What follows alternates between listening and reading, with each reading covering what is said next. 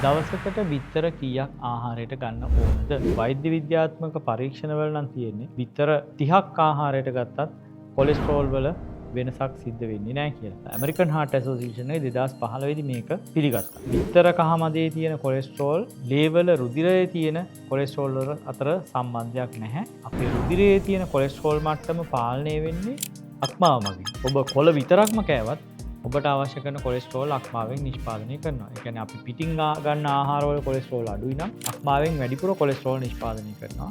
වැඩිපුර එළියෙන් වැඩිපුර කොලෙස්ටරෝල් ආහාරයට ගත්තොත් අක්මාවෙන් නිෂ්පාදනය කරන කොලෙස්ටරෝල් ප්‍රමාණය අඩු කරනවා. වැඩිපුර බිත්තර ආහාරයට ගන්නකොට ඕගොල්ලන්ගේ හෘදය වස්තුව ආරක්ෂා කර හොඳ කොලෙස්ටරෝල් වන HDL ප්‍රමාණය වැඩි වෙනවා.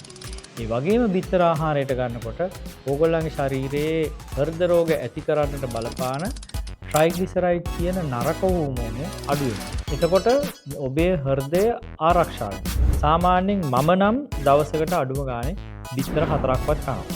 එක්ක රාත්‍රියේ බිත්තර 4ක් කාලා බත් පොඩ්ඩක්වත්ම කන්න නැතුව ඉන්නවා. එහෙම නැත්නම් දවල්ට බිත්තර 2යි රාත්‍රියට බිත්තර 2යි කාලා ඉන්නවා. මේකේ වැදගත්කම තමයි දියවැඩියාව තියෙන රෝගීන්ට, ෆැටි ලිවර් තියෙන රෝගීන්ට, කොලෙස්ටරෝල්, අධිරුධිර පීඩනය තියෙන අයට බිත්තර 4ක් ගන්න පුළුවන් නම් ඒගොල්ලන්ගේ මේ රෝගවලට හේතු වෙන ඉන්සියුලින් ප්‍රතිරෝධය ඇති කරන කාබෝහයිඩ්‍රේට් තියෙන ආහාර ප්‍රමාණය පිඟානෙන් අඩු කරගන්න පුළුවන්. ඒ කියන්නේ පිඟානේ තියෙන බත් ටිකක් අඩු කරන්න පුළුවන්. ඒ වෙනුවට අධික පෝෂණ ගුණයෙන් යුක්ත බිත්තර වගේ ආහාරයක් එකතු කරගත්තාම ඒගොල්ලන්ගේ ඌනතා රෝගත් අඩු වෙනවා.